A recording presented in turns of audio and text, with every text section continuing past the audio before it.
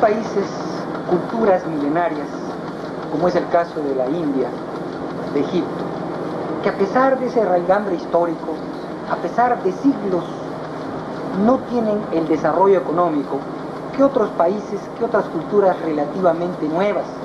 Es el caso en Europa de Alemania o el caso en América de Canadá. ¿Por qué razón, desde el punto de vista económico, algunos países se desarrollan, progresan y otros se quedan atrasados?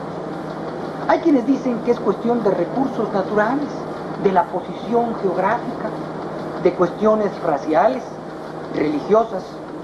No, ninguna de estas situaciones es corroborada por la historia.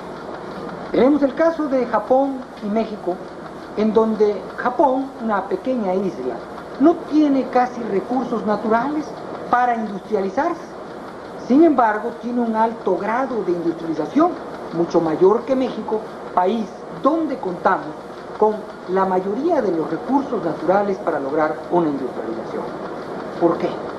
Alguien diría, por la raza, porque los japoneses son una raza muy disciplinada, tienen un espíritu samurái.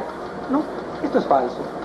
A finales del siglo pasado llegó la primera migración de japoneses a México. Y no vinieron a enseñarnos tecnología, sino vinieron a cosechar el café en el estado de Chiapas o a poner los durmientes para las vías de ferrocarril. Esto quiere decir que nosotros teníamos un nivel de vida mayor al de los japoneses. Entonces no es la raza. La causa, y que esta es una de las principales enseñanzas del siglo XX, es que lo determinante para que un país progrese es el sistema económico, el sistema político, el orden jurídico.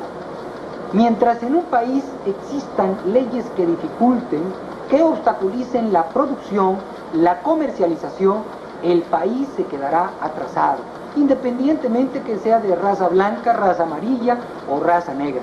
Si en un país, en una sociedad, existen leyes que facilitan, que incentivan la producción, ese país progresará.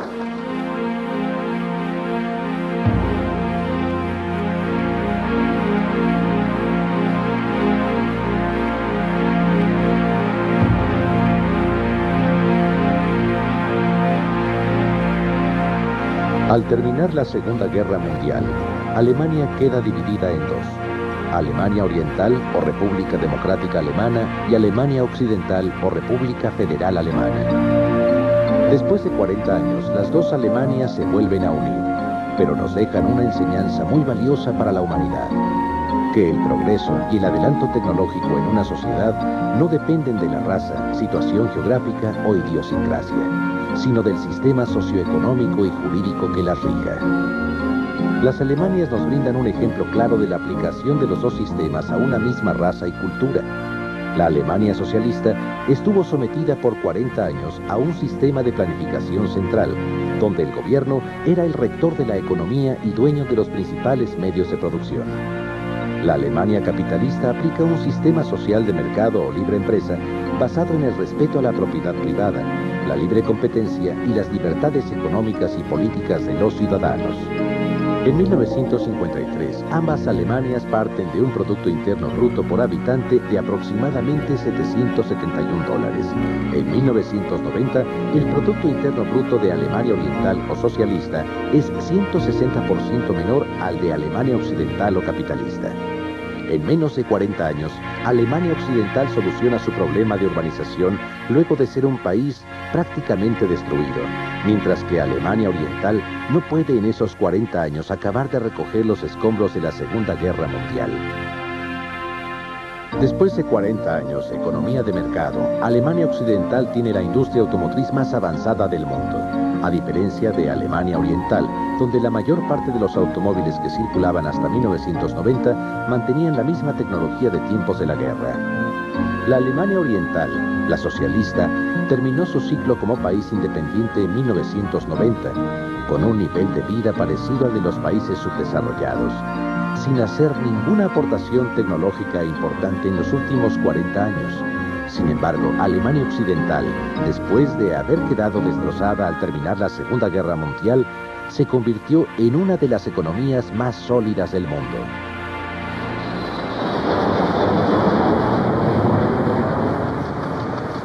Uno de los objetivos de la mayor parte de los gobiernos en el mundo es elevar los niveles de vida de sus habitantes.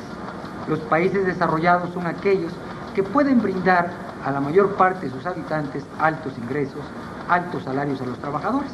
El lograr esto no es cuestión mágica ni una cuestión fuera del alcance de quien piensa con lógica o sentido común. Hay un proceso. La productividad es la que marca la diferencia entre los altos niveles salariales en los llamados países desarrollados y los países subdesarrollados. ¿Cuál es el proceso para lograr la productividad?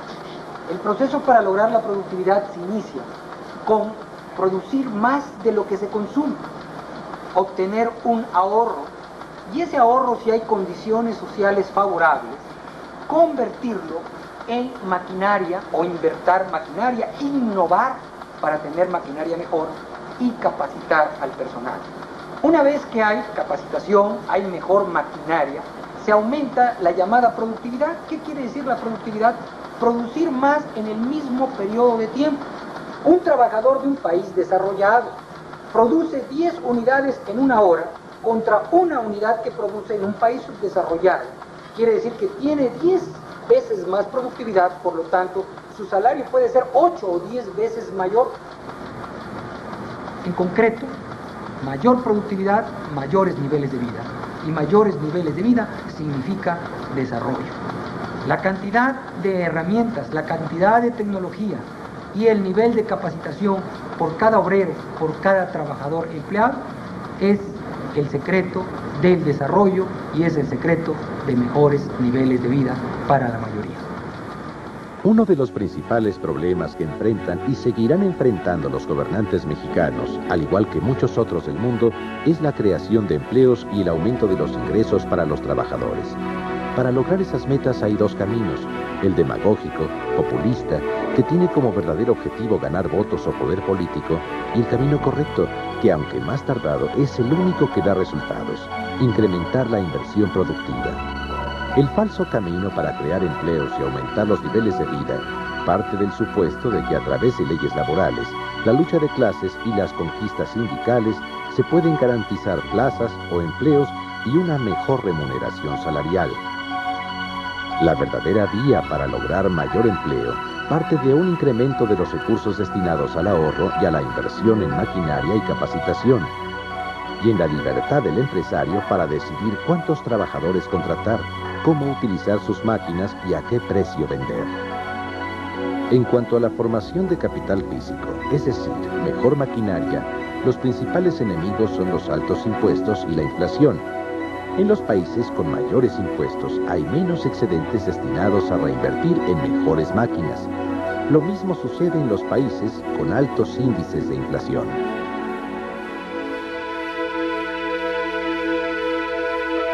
La productividad por trabajador agropecuario en México es 25 veces menor que la de los trabajadores agropecuarios de Estados Unidos y Canadá. Sin embargo, hay una explicación. En Canadá hay 80 tractores por cada 50 trabajadores. En Estados Unidos hay 75 tractores por cada 50 trabajadores. En México hay un tractor por cada 50 trabajadores del campo.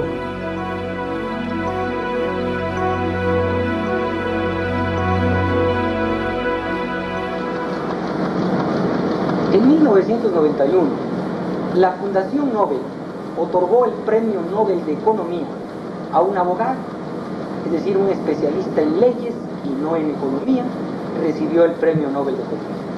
¿Cuál fue la aportación de Ronald Coase en 1991 para que recibiera ese premio? La aportación de Coase fue que las leyes son un factor determinante en el progreso económico. Malas leyes obstaculizan el progreso económico. Buenas leyes incentivan el progreso económico. Por ejemplo, el caso de Holanda en el siglo XVI fue el primer país en el mundo occidental que rompió el llamado ciclo malthusiano.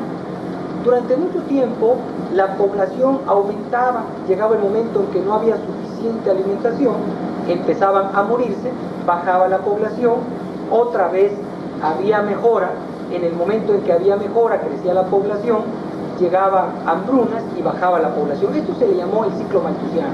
En Holanda, por primera vez, los gobernantes garantizan los derechos de propiedad y existen legislaciones que facilitan el comercio. Esto, que parece muy lógico, muy sencillo y de sentido común, es la causa del progreso en el mundo occidental. ¿Por qué en muchos países latinoamericanos se han quedado atrasados? Porque no ha habido leyes, no ha habido sistemas económicos y políticos que garanticen el derecho de propiedad. En la medida en que exista la certidumbre legal, jurídica, de que nuestras propiedades van a ser respetadas, de que lo que produzcamos va a ser respetado, no va a ser expropiado, de que tengamos un lucro, un beneficio, y de que las leyes nos faciliten trasladar esa propiedad, dividirla y obtener lucros, habrá progreso económico.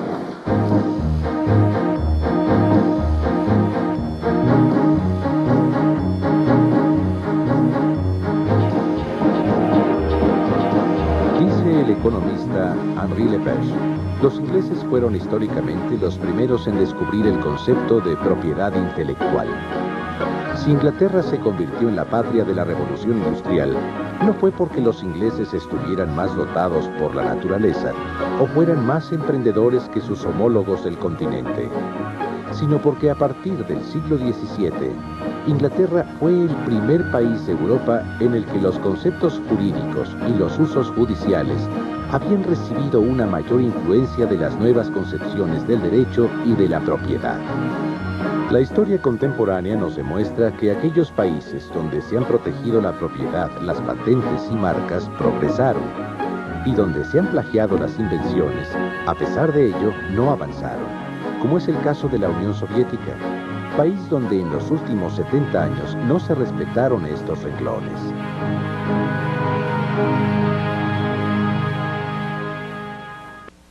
Una de las causas por la que se abolió la esclavitud en los Estados Unidos, y es poco conocida, es que al comparar el trabajo esclavo en el sur de ese país con el trabajo libre del norte, resultaba poco productivo tener esclavos. En otras palabras, el hombre libre era más productivo que el esclavo.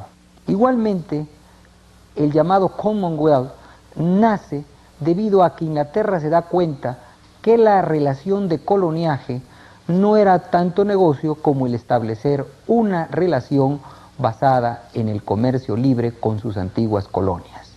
Desgraciadamente hay muchos filósofos, muchos economistas políticos que no discuten la conveniencia de la libertad religiosa, de la libertad política, pero ponen en entredicho la libertad económica. Y entendemos como libertad económica no la ausencia de leyes, no la ausencia de gobierno, sino un gobierno que garantice a los ciudadanos el que cada quien decida qué producir, cómo producir y para quién producir. Este tipo de asociación, este tipo de sociedad se le llama cooperación social. Está basada en la libertad. Pero cuando un patrón, un gremio o un gobierno decide por los ciudadanos en qué trabajar, en ese momento hay retroceso o estancamiento. El siglo XX nos muestra, nos enseña que la libertad es negocio, que la libertad significa progreso.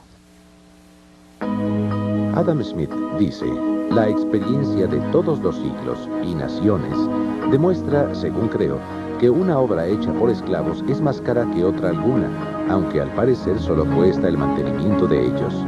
Un hombre que no es capaz de adquirir propiedad o dominio no puede tener otro interés que comer lo más que pueda y trabajar lo menos que le sea posible. Al observar el índice de productividad bajo la mano de obra esclavizada, notamos que ésta progresa aparentemente, pero en realidad produce el efecto contrario. Por eso la libertad es negocio. Uno de los problemas cuando hablamos de los sistemas económicos es el semántico, la cuestión de nombres. Se habla de comunismo, de socialismo, de capitalismo, de neoliberalismo, de neosocialismo, de corporativismo, en tal forma que ya no sabemos qué realidad consignamos con cada uno de esos nombres. Es por ello que tenemos que dejar claro cuáles son los fundamentos de cada sistema. La principal característica de cada uno de estos sistemas es el mercado por un lado o la planificación central. Atrás del mercado tenemos un personalismo. La persona humana es el principio y fin del sistema económico. En el sistema centralmente planificado hay un transpersonalismo donde el Estado tiene metas más allá de la persona humana. Otra característica es que en el sistema de mercado lo fundamental es la propiedad privada de la maquinaria de los comercios. En el sistema centralmente planificado se parte de la propiedad estatal o control de los gobernantes de los principales medios de producción. En el sistema de mercado se parte de que los precios se forman en el mercado a través de la oferta y de la demanda, reflejan la utilidad y la escasez de los productos. En el sistema centralmente planificado, el gobierno es el que le fija un precio a los bienes y servicios. Otra de las características del sistema de mercado es el lucro o ganancia como motor de la producción. En los sistemas centralmente planificados es el Estado quien a través de la coacción o de una supuesta solidaridad obliga a los miembros de la sociedad a producir una u otra cosa. La competencia también es característica del sistema de mercado, mientras que en el sistema centralmente planificado tenemos la formación de monopolios estatales. Un sistema de mercado tiende hacia la democracia y la democracia se tiene que complementar con un sistema de libre empresa o libertades económicas. Al contrario, en un sistema centralmente planificado nos vamos casi siempre a la dictadura. Precisamente Friedrich Hayek, Premio Nobel en Economía en 1974, se ganó esa mención, ese honor, por su libro llamado Camino de Servidumbre, en donde demuestra que los sistemas centralmente planificados, los sistemas en donde el Estado decide la actividad económica, terminan en la dictadura. El sistema económico que proponemos para que México y los demás países iberoamericanos superen el subdesarrollo y las crisis económicas parte de los mismos planteamientos que hicieron posible el llamado milagro alemán y el milagro japonés de la posguerra. A este orden económico se le denomina sistema de mercado, social de mercado o de libre empresa. El sistema de mercado ha funcionado tanto en Oriente como en Occidente, ya que está basado en la naturaleza social del ser humano. La función del Estado en el ámbito económico bajo ese sistema es garantizar un ambiente de competencia basado en la propiedad privada y en el libre y voluntario intercambio de bienes y servicios de los ciudadanos. Para garantizar ese ambiente, el Estado debe intervenir mediante la creación de un sistema jurídico que no obstaculice el funcionamiento de los mecanismos de mercado. No un gobierno, llámese socialista, comunista, nacionalista, nacionalsocialista, revolucionario o fascista, que en nombre del bienestar colectivo limite la libertad y la propiedad de cada uno de los ciudadanos, con el objetivo ideal de alcanzar el progreso de las mayorías o los marginados, cuando en realidad solo planifica nuestras vidas y se apodera de nuestras propiedades para beneficio de la clase gobernante, tal como sucedió en los social totalitarismos. Durante mucho tiempo la discusión sobre la eficiencia de los sistemas económicos se mantuvo a un nivel abstracto, a un nivel de ideas. La década de los 90 nos presenta ejemplos, fenómenos que nos permiten apuntalar con hechos comprobados, claramente identificables, cuál de estos sistemas es más eficiente. Hechos tan importantes como la caída del muro de Berlín, como la renuncia por los mismos gobiernos de la ex-URSS y de los países de Europa del Este al socialismo, nos llevan a fundamentar histórica y claramente la ineficiencia de un sistema económico que durante muchos años se vio como una alternativa social para la humanidad. Hay otros ejemplos interesantes, como el caso de las dos Chinas. Una China bajo un sistema centralmente planificado, la llamada República Popular China, que es la China socialista, en relación a la China nacionalista o Taiwán.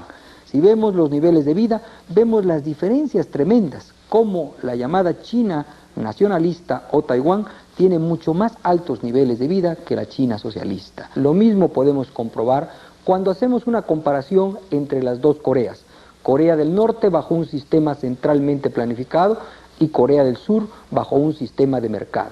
Esta última con niveles de vida muy superiores a los de Corea del Norte.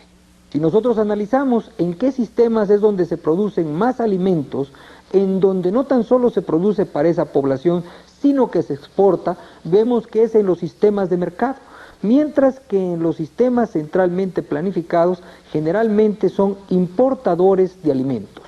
Todos estos datos nos llevan a la conclusión que los sistemas más eficientes son los llamados sistemas de mercado o libre empresa, y que los sistemas centralmente planificados son sistemas en donde se ha politizado la vida económica y se ha dejado la eficiencia económica a un segundo término, y que con la excusa de repartir, de la igualdad social, de ayudar a los pobres, lo único que se ha cosechado es miseria. Al terminar la Segunda Guerra Mundial, el nivel de vida en Japón era muy parecido al de la India, la cual acababa de proclamar su independencia. La India pasa de un sistema feudal y colonialista a un sistema económico de planificación central llamado socialismo fabiano. Japón, al contrario, pone en práctica un sistema de mercado o libre empresa. Fomenta la competencia y la libertad de emprender de los miembros de la sociedad japonesa con una actitud de ayuda y complementación del Estado a las empresas. Hay quienes piensan que la India se ha quedado atrasada por su sobrepoblación. Sin embargo, la sobrepoblación es mayor en Japón en un 33%. A pesar de que Japón cuenta con menos recursos naturales y mayor densidad de población que la India, alcanzó en los últimos 45 años un producto por habitante 75 veces mayor al de la India.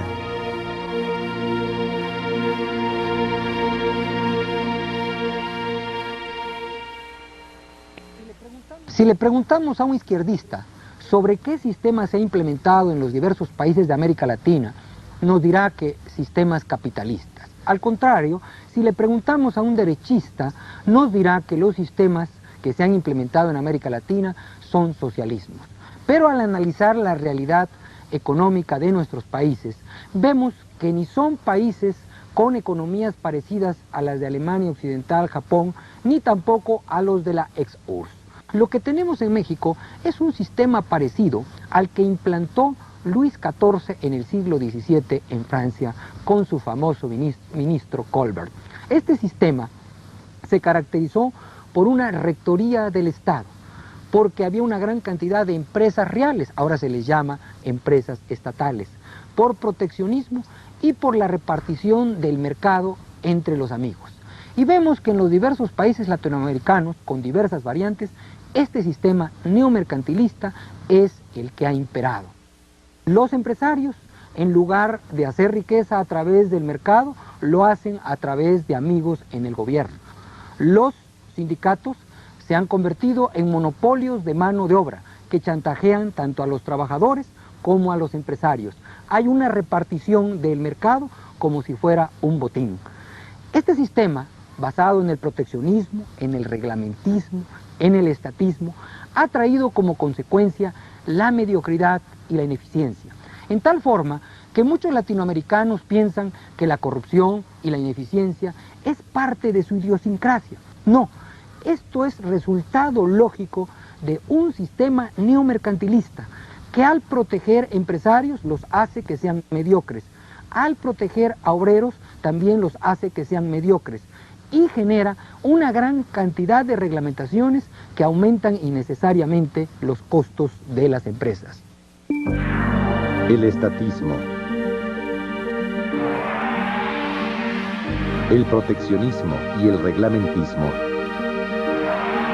nos llevan a la corrupción y la ineficiencia. Características de los monopolios estatales, sindicales y empresariales Estas son las bases del neomercantilismo. En economía no hay nada fortuito ni que no tenga explicación. El que en algunos países se produzcan artículos de alta calidad y a bajo precio no es debido a la idiosincrasia de los trabajadores de ese país ni a cuestiones raciales, sino a políticas económicas perfectamente detectables. Una de las políticas que ha generado que en América Latina se produzcan artículos malos y de baja calidad es el proteccionismo. Con la excusa de crear empleos o mantener un proceso de industrialización, se han protegido a grupos empresariales. Estos grupos empresariales han generado grandes ganancias, pero no mejores productos para la mayoría. Es cierto, hay un abismo entre los países desarrollados y los países subdesarrollados en cuanto a productividad. Pero en la medida en que mantengamos a nuestros países cerrados, no aumentaremos nuestra productividad. Tenemos que abrir nuestras economías, la llamada apertura comercial, la cual obviamente tiene sus peligros, pero es un requisito para poder desarrollar a nuestros países. Paradójicamente, muchas de nuestras economías se cerraron con la excusa de desarrollarlas, de protegerlas del deterioro de los términos del intercambio o de protegerlos de los países desarrollados. Pero la realidad nos hace ver que lo único que se logró fue productos de mala calidad y a altos costos. El empresario debe bajar sus costos, lo que implica inversiones, capacitación. Y también es importante que para poder competir, el gobierno baje los llamados costos de transacción o costos de legalización. Estos costos muchas veces sacan a las empresas latinoamericanas de la competencia. Los costos de legalización son todos los impuestos, todos los permisos, todo el tiempo que tiene que dedicar el empresario para cumplir con las leyes. Hernando de Soto y Enrique Gersi en el Perú, en un famoso libro llamado El Otro Sendero, demuestran y concluyen que la falta de espíritu empresarial en muchos de nuestros países no es debido a la idiosincrasia de nuestros empresarios o falta de empuje de los trabajadores, sino a un exceso de reglamentaciones. Ronald Coase, Premio Nobel de Economía, señala que la legislación aumenta o disminuye la rentabilidad de las inversiones a través de los llamados costos de transacción, o sea, los recursos, tiempo y riesgo que representa hacer valer los contratos derivados de la producción, asociación, compra y venta de bienes y servicios. Las empresas se forman y crecen en tanto las leyes les facilitan la producción e intercambio de bienes y servicios, y dejan de crecer cuando las leyes dificultan sus costos de transacción hasta el punto en que ya no es rentable realizar operaciones. Las economías planificadas o socialistas fracasaron en gran parte porque en la medida en que no reconocían la propiedad ni realizaban transacciones a través de los mecanismos de mercado, no podían calcular sus costos. Una prueba palpable de la veracidad de estas tesis es el campo mexicano. En ese sector existía la mayor cantidad de leyes, organismos, planes, subsidios y burocracia para promover el desarrollo. Sin embargo, es el más atrasado de México. Al igual que el proteccionismo generó malos productos a altos costos, también las leyes laborales han generado en América Latina desempleo y baja productividad en los trabajadores. Se ha generalizado la ilusión entre políticos, periodistas y economistas en América Latina de que la legislación laboral es una garantía de altos niveles de vida para los trabajadores, que son necesarios sindicatos fuertes para proteger los derechos de los trabajadores. Por ejemplo, los sindicatos a lo largo de América Latina han tenido un papel político más que económico, y las leyes han evitado que exista una mayor productividad y exista una mayor identificación entre un esfuerzo y capacitación y mejores salarios para quien realiza ese esfuerzo. El caso de los ilegales, o sea, los millones de trabajadores latinoamericanos que van ilegalmente a trabajar a los Estados Unidos, nos demuestra que sin protección laboral, es más, al margen de la ley, esos trabajadores, debido a la productividad, debido a la demanda de trabajadores, tienen mayores ingresos que el 90% de los trabajadores en América Latina que están protegidos por leyes y por fuertes sindicatos. Por otro lado, si comparamos las constituciones de los diversos países latinoamericanos con la Constitución de Estados Unidos, aquí también vemos claro el mito de las legislaciones. En América Latina, generalmente las constituciones dedican capítulos enteros a proteger a los trabajadores. En los Estados Unidos no hay un solo capítulo en la Constitución que proteja los derechos de los trabajadores. Esto nos lleva a la conclusión que debemos buscar nuevos caminos para elevar los ingresos de los trabajadores en América Latina. Y los únicos caminos correctos son, por un lado, aumentar la demanda de trabajadores. Esto implica, paradójicamente, flexibilizar las leyes laborales, que haya mayor facilidad para contratar y, aunque parezca cruel, también para despedir. En esa forma, miles de pequeños y medianos empresarios que se mantienen a un nivel familiar, que no quieren contratar a personas fuera de la familia, empezarán a contratar trabajadores y a capacitar a jóvenes.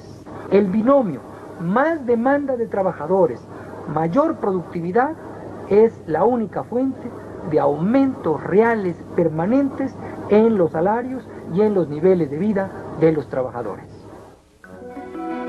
Si en dos ciudades divididas arbitrariamente por una carretera optaran en una por tratar de elevar los salarios a través de leyes laborales y sindicatos, y en la otra por medio del incremento en la productividad y la flexibilidad de contratación, los resultados serían muy diferentes. Menos empleos y estancamiento en una, y aumentos reales de salarios y más empleos en la otra.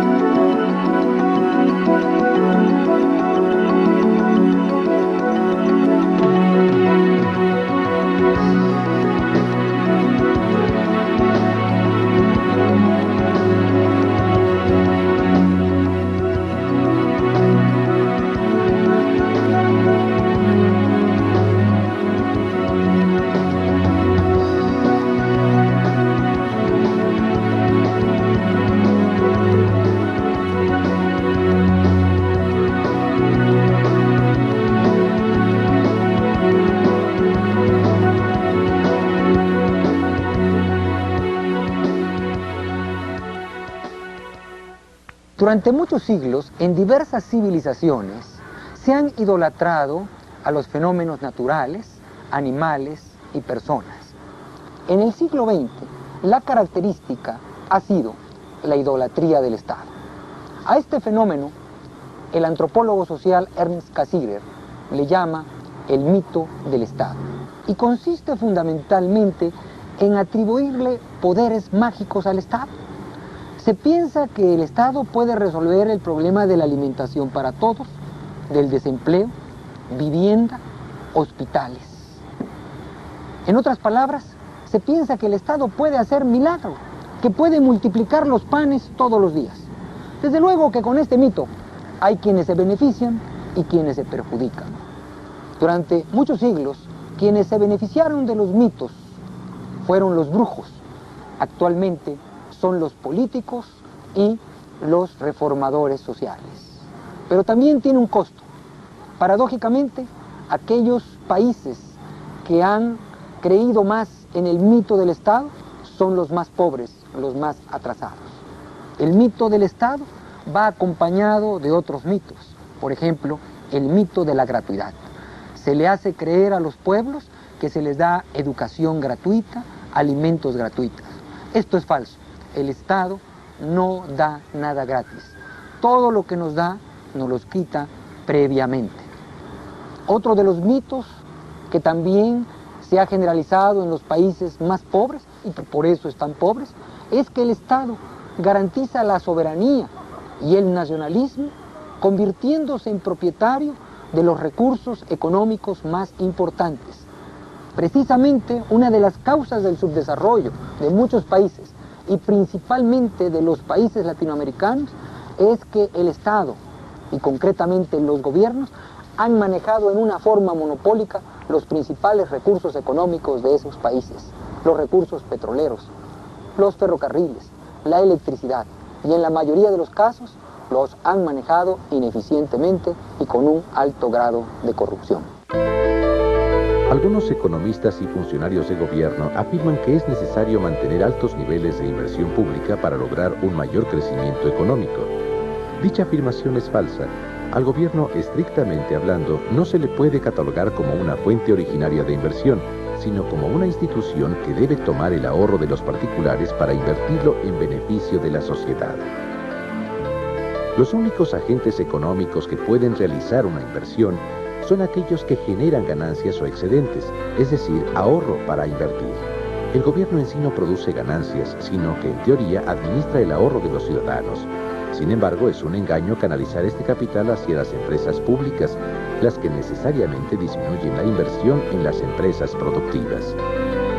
La verdadera explicación de la llamada inversión pública es que los planificadores oficiales han partido de la premisa de que ellos saben mejor que los generadores del ahorro y los productores de las ganancias en qué invertirlas o gastarlas. Varios estudios, entre ellos uno del Banco Mundial, demuestran que los países con mayor porcentaje de inversión y gasto público en relación al Producto Interno Bruto son los que tienen menor crecimiento económico. Los países donde el gobierno invierte y gasta menos en relación al PIB son los que han logrado un mayor crecimiento y nivel de vida. Uno de los fenómenos íntimamente relacionados con el mito del Estado es la inflación. La inflación es un fenómeno económico que se ha generalizado en la mayoría de los países en el siglo XX. Tiene dos causas, una causa sociológica y una causa económica. La causa sociológica es el querer que el Estado nos resuelva la mayor parte de nuestros problemas. Y la única fuente que tiene el Estado para darnos recursos son los impuestos. Y cuando esos impuestos no le alcanzan porque su gasto es demasiado, recurre a un impuesto disfrazado. Ese impuesto disfrazado es la emisión de dinero. En otras palabras, como una persona, como una empresa, un gobierno tiene ingresos y egresos. Cuando sus ingresos, que son principalmente derivados de los impuestos, son iguales a los egresos, hablamos de un equilibrio presupuestal. Pero cuando un gobierno gasta por arriba de sus ingresos, cae en el llamado déficit presupuestal, que normalmente llena con la emisión monetaria. Esta emisión monetaria es la que genera el aumento de los precios. ¿Por qué? Porque hay más dinero en circulación. Imaginémonos que en determinado momento sobre una ciudad se avienta dinero. Este dinero no va a resolver el problema de la miseria, pero va a provocar una mayor demanda, va a provocar un aumento de los precios. Obviamente que quienes son los beneficiarios del fenómeno inflacionario son los políticos que manejan y los burócratas que disponen de ese dinero y los grupos sociales a quienes se les da ese dinero. También podemos decir que la inflación, como muchas drogas, tiene algunos efectos aparentemente positivos. Estimula la economía, estimula el crecimiento económico y el empleo. Las drogas a corto plazo estimulan, pero después tienen efectos colaterales graves. Si queremos salir de la droga inflacionaria, de los ciclos inflacionarios, tenemos que poner en práctica dos soluciones. Una económica, y la primera es obligar a los gobiernos a que mantengan un equilibrio presupuestal, a que no gasten por arriba de sus ingresos. Prohibir a los bancos centrales que emitan dinero.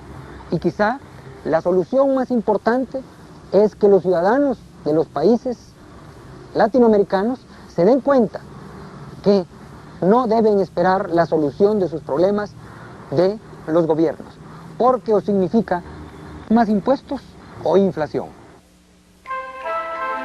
La inflación es una política perfectamente identificable y la mayoría de las veces es puesta en práctica conscientemente por algún funcionario público o por enemigos de un país.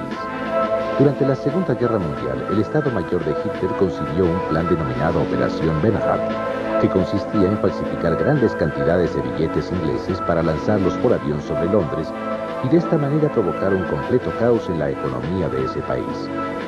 La inflación se utiliza en casi todos los países del mundo y en especial en Latinoamérica, pero no por enemigos, sino por los mismos gobernantes, quienes a través de las emisiones de dinero han generado un caos social que en otros tiempos solo hubiera sido concebible que lo iniciaran los enemigos. los cuales obviamente hubieran sido acusados de traición a la patria y fusilados. Llama la atención que fue un país iberoamericano el que observó la inflación más baja del mundo, a pesar de sus grandes problemas sociales. En Panamá no hay banco central y los gobiernos panameños no pueden emitir dinero para financiar sus gastos. Esta es la balanza de la inflación. En un brazo tenemos la mercancía existente en el mercado.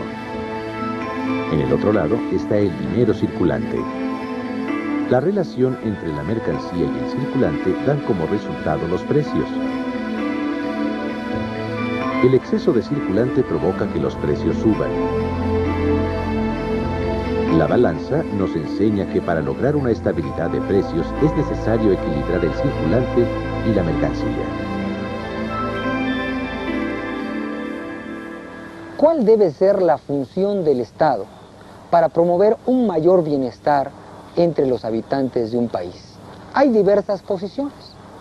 Hay quienes dicen que no debe haber Estado. Estos son los anarquistas. Otros afirman que el Estado debe regir toda la vida del ser humano. Aquí caemos en el totalitarismo. Desgraciadamente hay confusión en los términos.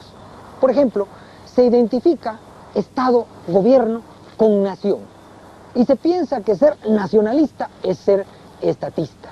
Se le atribuye al Estado la función nacionalista, al igual que si fuera el rector de nuestras vidas. Paradójicamente, quienes más utilizan el término nacionalismo son los malos gobernantes. Los grandes dictadores de este siglo, como Stalin, como Hitler, utilizaban frecuentemente el término nacionalismo. Y en estos nacionalismos mal entendidos se ha distorsionado la función del Estado. Es por ello que es importante definirla. La función del Estado correctamente entendida debe ser la de garantizar la vida, la propiedad, la libertad de los miembros de una sociedad. Esta es la función en una economía de mercado, de libre empresa, en un sistema democrático. En los totalitarismos, llámense nacionalsocialismo, llámense socialismos, comunismos, fascismos, se le atribuye al Estado la función de regir la vida de todos los habitantes de un país. La función del Estado es parecida a la de un árbitro en un partido de fútbol. Sin árbitro normalmente va a haber problemas. Pero ¿cuál es la función del árbitro? Hacer que se cumplan reglas generales. Pero el árbitro no tiene por qué meter goles, no tiene por qué dirigir los equipos. Y desgraciadamente en muchos países subdesarrollados, el árbitro, el gobierno, hace la función también de juez y de parte. Esto va contra los principios fundamentales del derecho. Un gobierno debe establecer leyes para hacer respetar la propiedad de los ciudadanos, pero no publicar leyes para apropiarse de sus bienes. Un gobierno debe intervenir en la economía para garantizar la libre competencia y las decisiones de los consumidores, pero no para otorgar privilegios a diversos grupos económicos y obligar al consumidor a comprar ciertos artículos y prohibirle adquirir otros. Un gobierno debe intervenir para evitar los monopolios y las prácticas monopólicas, pero no debe utilizar su autoridad para crear monopolios estatales y reservar para el grupo gobernante las prácticas monopólicas. Un gobierno debe intervenir para evitar fraudes de los comerciantes a los consumidores, pero no debe convertirse en comerciante, pues no puede ser juez y parte.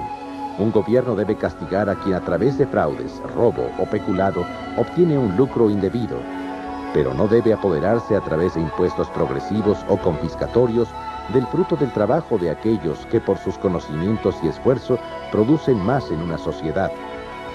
Un gobierno debe intervenir para garantizar que cada quien invierta, gaste, compre, venda o trabaje en el lugar que libremente decida sin que cause prejuicios a terceros, pero no debe dirigir y ordenar qué invertir, trabajar y gastar. Un gobierno debe respetar las garantías individuales consignadas en la Constitución sin otorgarse poderes ilimitados para minimizar dichas garantías con la excusa de las garantías sociales. Es necesario un sistema donde el gobierno garantice las condiciones de paz, orden, justicia y libertad. A ese clima social le llamaron los filósofos aristotélico-tomistas bien común.